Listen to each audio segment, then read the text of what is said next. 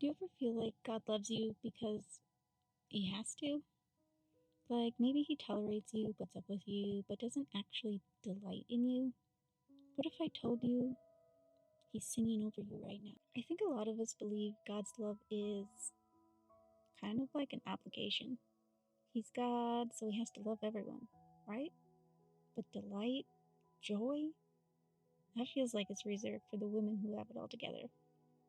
The ones leading Bible studies, the ones with thriving ministries and aesthetic quiet times.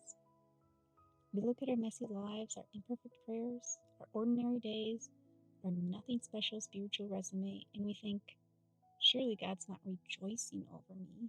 Maybe over them, but not me. But what if the gap between what you believed about God's love and what's actually true is the very place where your heart needs to hear this the most? Today we're going to look at one of the most beautiful verses in all of Scripture, and I pray that it sinks deep into the places where you've believed a lie that you're tolerated, not treasured. Let's listen to it together. In Zephaniah chapter 3, verse 17, the Lord your God is with you, the mighty warrior who saves.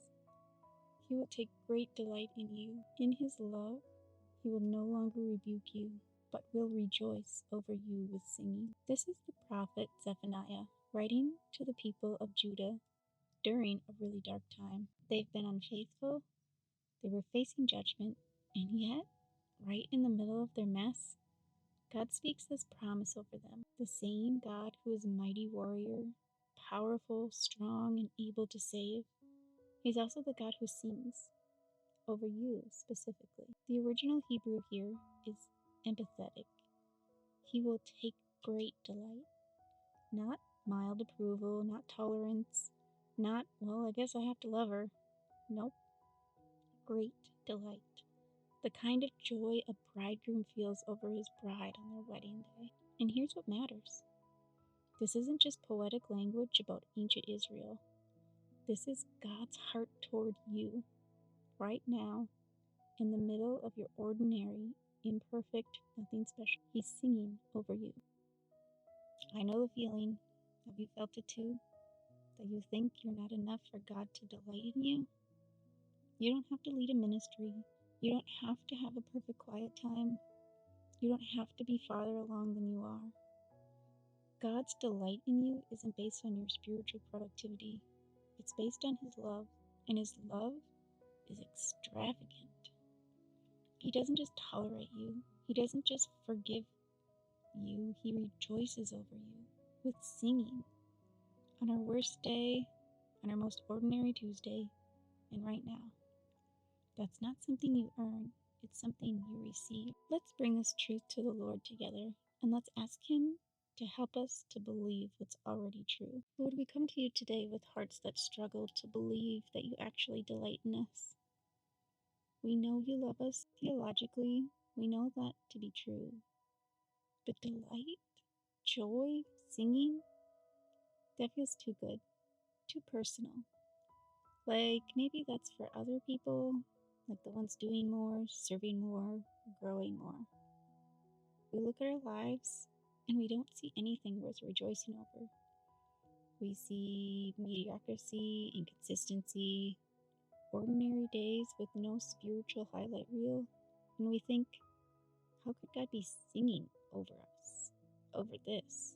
Lord, we confess that we've believed the lie that your love is out of obligation, that you're bound by your own nature to love us, but you don't actually enjoy us, that we're tolerated and not treasured. And that belief, it's keeping us at arm's length from you.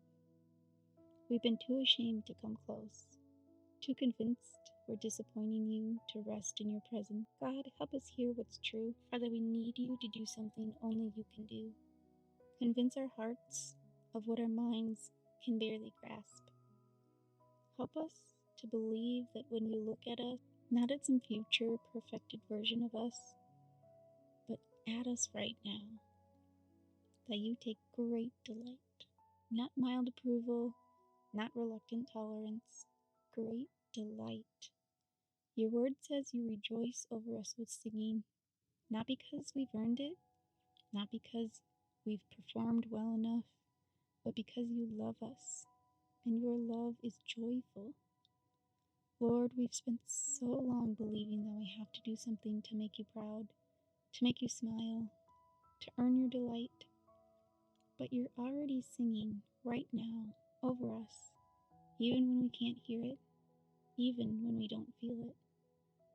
The same God who is a mighty warrior, strong enough to save us, is tender enough to sing over us.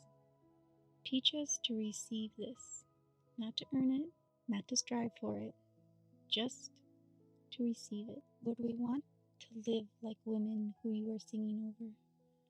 We want to stop performing for your approval and start resting in your delight.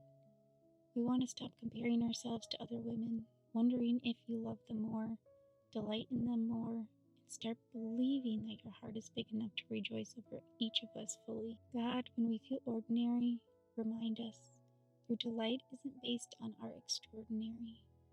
When we feel invisible, remind us that you see us and you sing.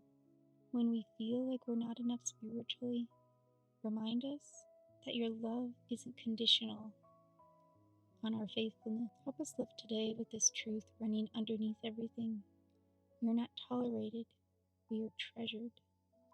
And when the lies come back, when we look at our imperfect lives and think, surely not me, bring us back to this moment, back to Zephaniah 3:17, back to the truth that you, the mighty warrior who saves, rejoices over us with singing. Teach us to hear it, teach us to believe it, teach us to live in the reality of being delighted in by you, not someday, but today, right now. Father, thank you that your love isn't just routine, but it's extravagant. Thank you that you don't just save us and tolerate us, but that you delight in us, that you rejoice over us, and that you sing over us. Help us to walk into today knowing we are not just forgiven, we are treasured. In Jesus' name we pray. I hope that this helped you hear the song he's been singing all along. If it did, I'd love to know, even if it's just a simple amen in the comments below. I'll be praying for you to feel his delight today.